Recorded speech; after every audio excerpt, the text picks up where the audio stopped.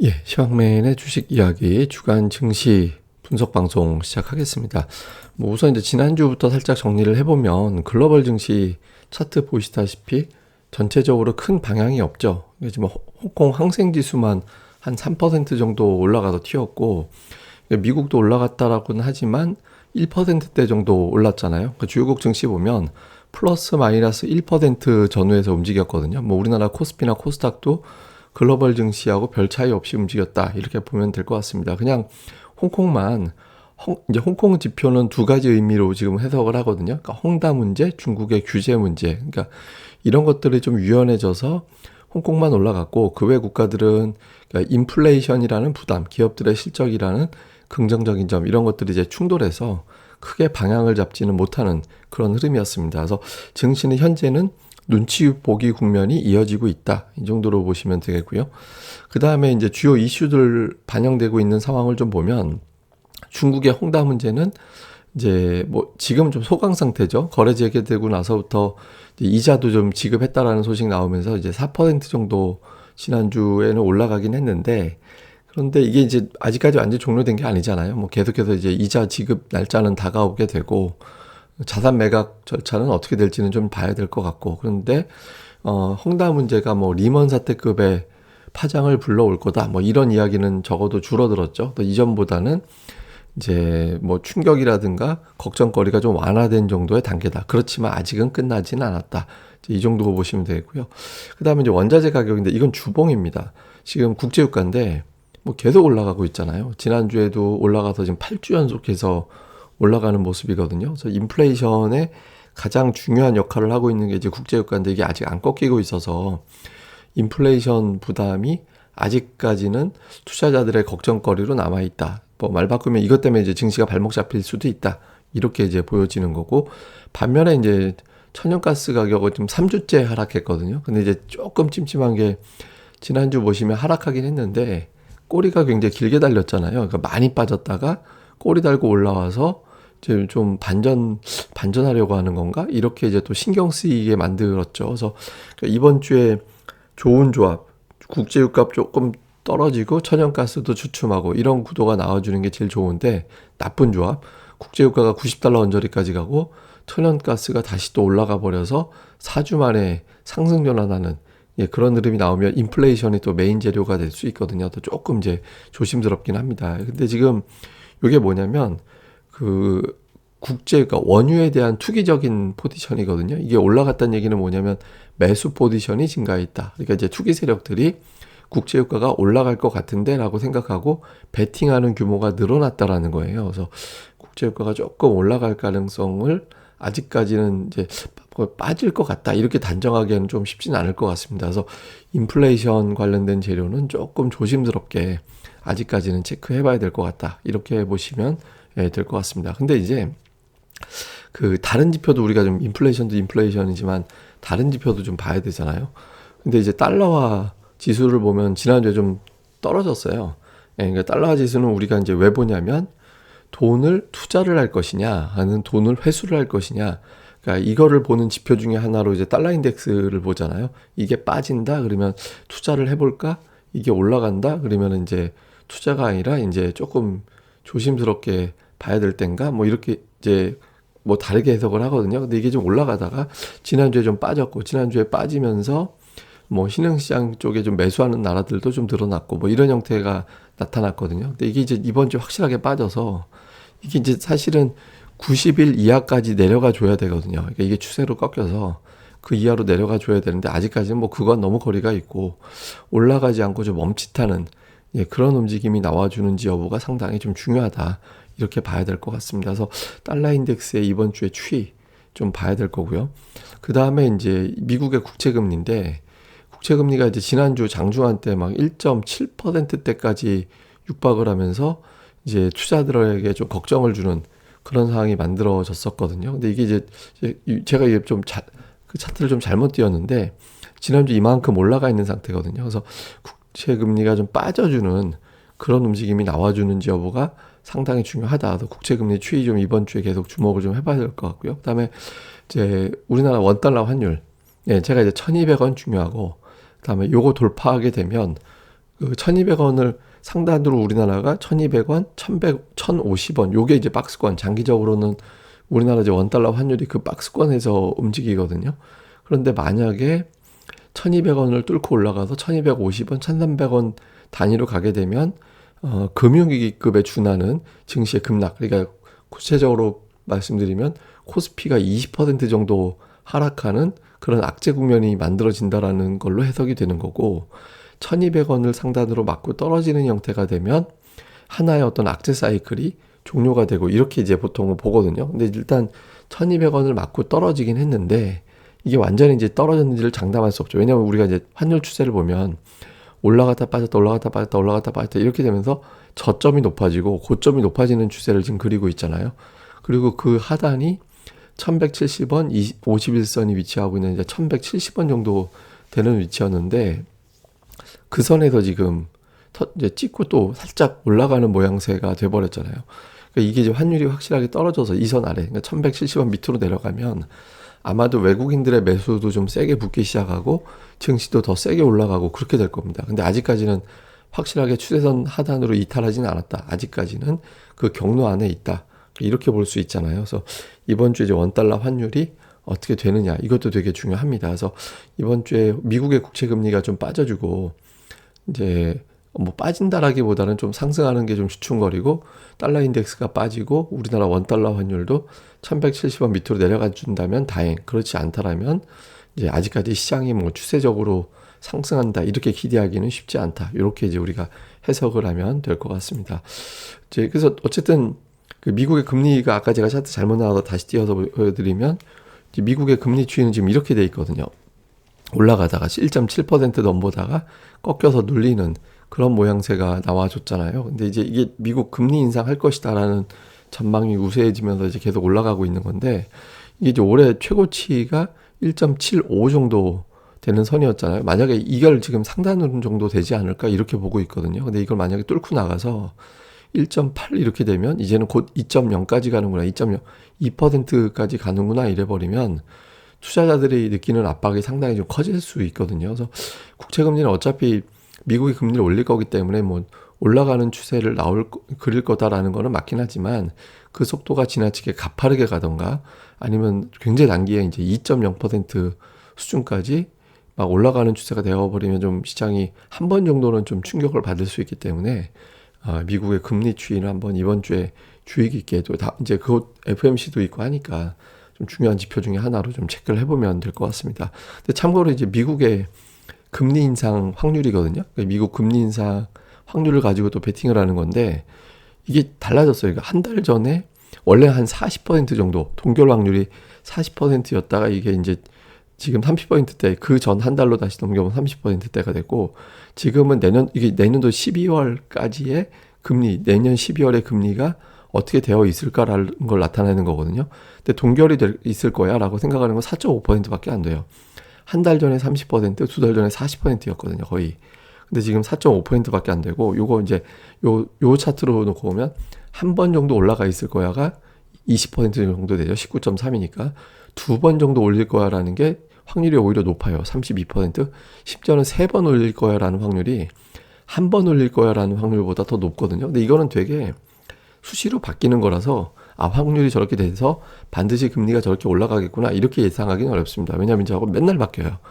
수시로 바뀌는 거기 때문에. 근데 어쨌든 투자자들이 느끼는 정서는 이제 최소 두 번 정도는 금리를 올리겠구나라는 쪽으로 가고 있거든요. 물론 이제 그 정도 받고 올릴 거다라는 거에 지금 익숙해져 있긴 하지만 이게 이제 더 가파르게 더 올릴 거야라는 쪽으로 쏠려서 미국의 국채 금리가 더 올라가 버리면 투자자들이 조금 부담을 가질 수도 있거든요. 그래서 이게 완만하게 올라가면 뭐 나쁘지 않은데 가파르게 올라가면 악재가 되는 사안이 될 수 있거든요. 그래서 미국의 금리 추이는 이번 주에 좀 지켜볼 필요가 있다. 이렇게 이제 보시면 되겠습니다.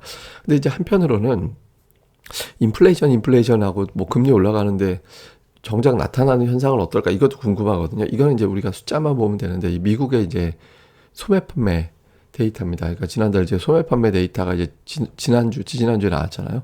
원래 이게 이제 감소했을 걸로 전월 대비 감소했을 거야 이렇게 봤는데 지금 증가해요. 그 전달에도 이제 증가했고 지금도 증가했고 원래 0.2% 마이너스 예상을 했었거든요. 근데 0.7% 플러스가 났어요. 그래서 이거 미국의 소비가 괜찮은 것 같다. 감소할 걸로 봤는데 인플레이션 상황인데도 불구하고 미국 사람들이 돈을 계속 쓰고 있네.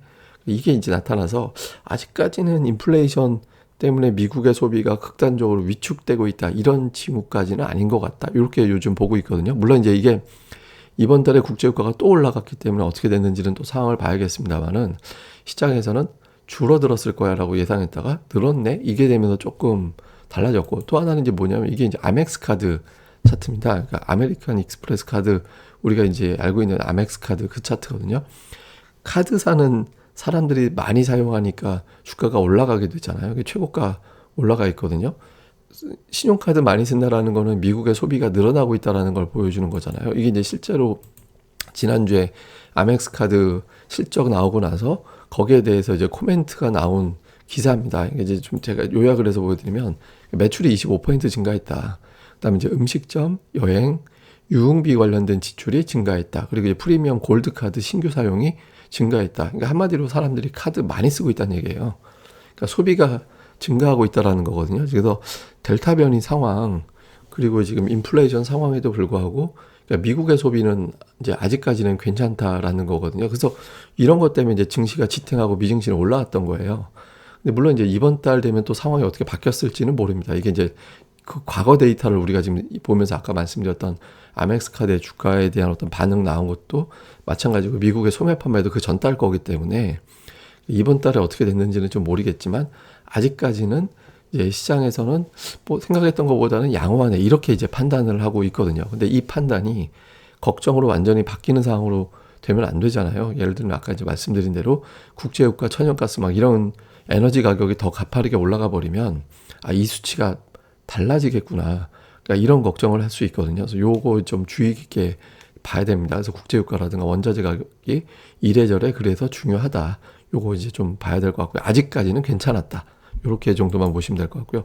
이거는 이제 뭐냐면 좀 엉뚱한 얘기긴 한데 그 중국의 미세먼지 상황이거든요. 이 왼쪽에 두 개는 이제 미세먼지고 오른쪽은 초미세먼지인데 이게 이제 좀 주의 깊게 보는 게 최근에 중국의 미세먼지 양이 조금씩 증가하고 있어요. 이게 이제 겨울이라서 이제 난방을 하느라고 올라가는 건지는 잘 모르겠지만 그 석탄을 떼다가 석탄을 못 떼고 있었잖아요. 양이 좀 많이 뗄 수가 없는 상황이었죠. 근데 이게 크게 늘어난 거 아닌가? 그래서 중국에서 미세먼지량이 늘어나고 있는 거 아닌가? 이제 우리나라 입장에서 보면 뭐 대기로만 뭐 우리가 하늘이 되게 파랗죠, 지금.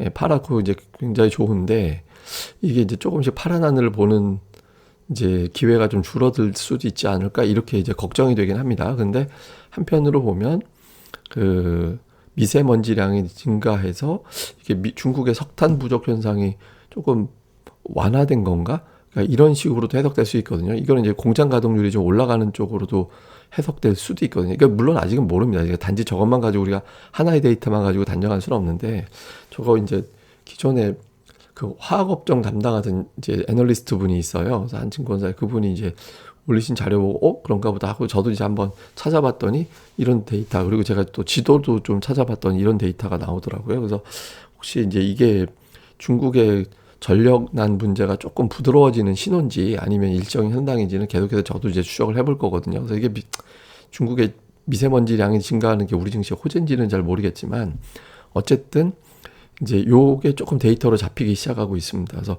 향후에 중국의 전력난 문제가 어떤 형태로 좀 전개가 되는지도 좀 잘 봐야 될 것 같습니다. 그러니까 요거 전력난 문제가 우리 입장에서는 좀 문제가 되긴 하잖아요. 왜냐하면 중국의 공장 가동이 떨어지면 중간재를 우리가 많이 수출하기 때문에 우리나라가 중국 쪽에 나가는 수출 물량이 줄어들 수도 있겠다. 이렇게 또 해석이 되니까 저 부분이 조금 부담이 될 수도 있거든요. 그래서 요 상황을 좀 봐야 될 것 같습니다. 예, 그리고 이제 또 다른 포인트로 보면 지난주 코스닥 코스피의 업종별 상승률을 좀 보면 코스닥 같은 경우는 오락문화 뭐 제일 많이 올라간 디지털 콘텐츠 이거 이제 게임 얘기하는 겁니다. 그다음에 이제 오락문화는 이거는 엔터주 얘기하는 거예요. 그다음에 IT 소프트웨어는 이게 IT 소프트웨어 게임도 들어가고 메타버스도 들어가거든요.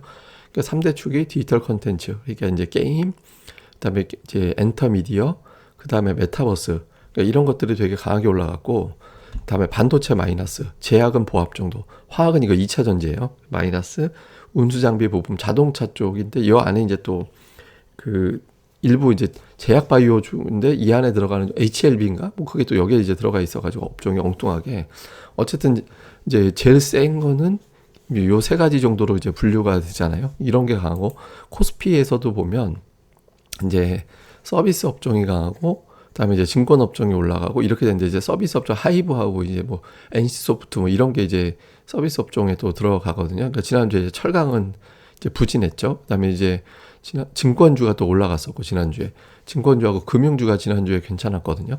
그래서 양시장에 이제 올라가는 종목들을 좀 보면 코스닥 같은 경우도 이제 코스피도 그렇고 공급망 문제에서 좀 자유로운 종목군들, 예, 공급망 이런 거 재료에서 스트레스 안 받으면서 또 인플레이션 관련해 가지고 또 수혜가 될 수도 있는 종목들, 코스닥 같은 경우는 뭐 이런 종목들이고 코스피 같은 경우는 이제 증권주가 올라갔다라는 거는 금리가 올라가는 거 뭐 이런 어떤 국면에서 배당을 준다든가 그 금융주가 또 지난주에 강했잖아요. 보험주도 괜찮았던 흐름이었고 그래서 이런 쪽으로 가고 있거든요. 근데 이 구도가 이제 안 좋은 재료들, 인플레이션이라든가 공급망 문제는 안 좋은 재료잖아요.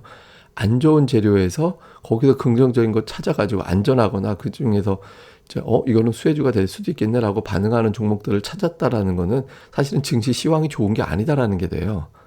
예, 그 안 좋은 거에서 좋은 걸 그 반응하는 종목을 찾는다라는 거는 시황이 안 좋을 때거든요. 그러니까 이게 증시가 좋으려면 이 좋은 재료에 반응하는 종목으로 바뀌어야 되거든요. 예를 들어서 뭐 코스닥으로 친다라고 하면은 뭐 예를 들어서 뭐 반도체가 올라가거나 아니면 뭐 2차 전지 화학 업종 이런 것들이 반응을 하거나 이런 것들이 움직이고 코스피에서도 마찬가지죠. 운송 장비, 자동차가 가든 그러니까 전기전자가 가든 뭐 이런 쪽에 이제 긍정적인 어떤 경기 관련돼서 긍정적으로 반응할 수 있는 종목군들 이런 것들이 움직여주는 게 시장에서는 좀 좋거든요. 근데 아직까지는 지난주까지는 그런 신호가 없습니다. 그러니까 시황상으로 봐도 좀 눈치 보기, 예, 방향 없이 눈치 보는 형태가 만들어지고 있거든요. 그러니까 시장이 좀 세게 가면서 지수 달고 하려면 예전에 이제 전차 장세, 차화전 장세 이런 어떤 구도가 만들어졌듯이 이제 수출, 경기 활성화 이런 어떤 시황에서 반응하는 종목들이 시장을 쭉 끌고 올라가고 외국인 기관이 그쪽에 집중되고 이런 구도가 돼야 되는데 지금 그런 구도가 아니죠. 그래서 이제 반응하는 종목이 뭐가 되느냐도 계속해서 모니터링을 해야 되는데 이번 주에도 마찬가지로 코스닥에서 이 종목군들과 코스피에서도 이런 종목군들이 반응을 한다라면 시황은 아직까지는 좀 조심스럽구나. 뭐 그 정도로 좀 보시면 될 것 같습니다. 그다음에 이제 제가 차트 하나 보여드리는 게 이건 또 뭐냐면 우리나라가 지금 어떤 위치인지도 좀 살펴볼 필요가 있는데 미국이 대통령 임기 1년 차 때 이제 움직이는 거를 보여드리는 거거든요. 그러니까 미국 대통령 임기 1년 차에 보면 미국은 한 번밖에 안 빠졌고요. 우리나라도 한 번밖에 안 빠졌어요, 사실은. 미국 그나마 한 번 빠진 게 이게 이제 IT 버블 때, 우리나라는 IMF 터지기 때, 그 즈음 했을 때, 그때를 빼놓고는 웬만하면 미국 대통령 임기 1년 차엔 다 올랐고요. 미국이 평균 17%, 우리나라가 18% 정도 올라왔거든요. 근데 올해 미국 S&P 500 지수는 현재 21% 올랐기 때문에 평균치 정도 돼요. 미국 대통령 임기 1년 차에 중한 움직임이 나오고 있는데 우리나라는 지금 4.6% 코스피 기준으로는 상당히 좀 밀려있는 상태거든요. 그래서 이걸 감안해 보면 우리 증시가 좀 상대적으로 약했다. 인플레이션, 공급망, 코로나 상황에 따른 어떤 공급망 문제가 우리 증시의 발목을 좀 잡았는데 이게 이대로 좀 마무리가 될지는 좀 봐야겠죠. 근데 어쨌든 보통 플러스는 낮기 때문에 연말까지 터무니없이 이렇게 빠지거나 그러지는 않을 것 같긴 합니다. 또 이제 미국이 전통적으로 임기 1년 차에 이제 정책 집중되면서 달러를 많이 풀 거야. 이런 기대치가 좀 있거든요. 그래서 이런 부분들에 대해서도 연말까지 우리가 과연 빠질까? 그러니까 이러진 않을 것 같은데 다만 이제 또 하나 이 데이터는 뭐냐면 미국의 대통령 임기 2년 차. 이거는 일정한 패턴이 없어요. 예, 미국 증시는 이제 2년 차는 오르기도 하고 내려가기도 하고 오르고 내리고 빈도수가 거의 비슷해요. 우리나라도 그렇거든요. 이제 그 비슷하긴 한데 이 86년도에 67% 폭등한 거랑 98년도에 49% 폭등한 거 이거 두 개 사례를 빼고 나면 사실 올라간 것도 없어요. 예, 그러니까 이제 우리나라는 미국 대통령 임기 2년 차에는 별다른 큰 어떤 패턴이 없고 미국도 마찬가지고 그러니까 내년도에는 뭐 이런 어떤 미국 정책에 대한 어떤 기대감 이런 것들이 따로 작용하는 게 없기 때문에 내년도 증시에 대해서는 우리가 지금 뭐 어떤 정책 효과가 있다 없다 이런 거를 좀 전망하기는 어렵거든요. 단지 이제 올해 놓고 봤을 때 우리가 과거 평균값보다 좀 못 올랐다. 미국이 정책 효과에 따른 또 달러화가 풀린다 이런 기대감에 의한 어떤 효과를 상대적으로 이제 거두지 못한 상태라서 요게 이제 연말까지 우리가 좀 그동안 미증시보다 소외됐으니 많이 하자 올라갈지 아니면은 이제 인플레이션 이 상황 때문에 그냥저냥 이 상태로 좀 진행이 될지 요것도 이제 우리가 좀 뭐 관심 있게 이 패턴도 한번 좀 주목해 볼 필요는 있는 것 같습니다. 자, 어쨌든 이제 이번 주 증시의 이제 주요 포인트를 좀 보면 FMC 앞두고 있죠. 제가 아까 말씀드렸던 이번 주 가장 중요한 지표를 뭐라고 얘기하라고 하면 금리와 환율. 예, 금리 추이 좀 계속 주목을 해봐야 될 거고요. 그 다음에 이제 하이닉스가 저항대로 왔는데 이제 지난주까지 2주 연속해서 올라왔잖아요. 하이닉스가 이제 10만 원을 돌파하느냐. 그러면서 10만 원 언저리까지 왔기 때문에 여기 돌파해버리면 아까 제가 말씀드렸던 시황상 걱정거리가 있는 종목에서 조금 이제 실적이라든가 수출이라든가 이런 쪽으로 관심이 좀 넘어가는 신호가 될 수도 있기 때문에 하이닉스를 좀 보자. 그러니까 이 시황상 이렇게 되겠고, 그 다음에 조금 전에 말씀드렸던 거 연장선. 지금은 금리 공급망에서 조금 편안한 종목들 중심으로 올라가고 있는데 다른 종목들이 좀 움직여줘야 된다. 그 외 종목들이 반응을 하느냐 아니면 계속 이대로 가느냐 이게 이제 조심스러운 박스권이냐 아니면 좀 시황이 바뀌느냐 요 구도가 보일 수 있으니까 좀 보자라는 거고요. 그 다음에 이제 지금은 사실 매수 주체도 없고 주포도 없기 때문에 그러니까 증시가 방향성이 나오기가 쉽지가 않습니다. 그러니까 외국인들이 3천억 원 이상의 순매수를 3일 이상, 주 3일 이상. 다음에 이제 확실하게 일주일 기준으로 볼 때 이틀 오르고 한 번 정도 빠지는 비율로 계속 올라가는 날이 더 빈번한 주도주의 등장, 특히 대형주 쪽에서.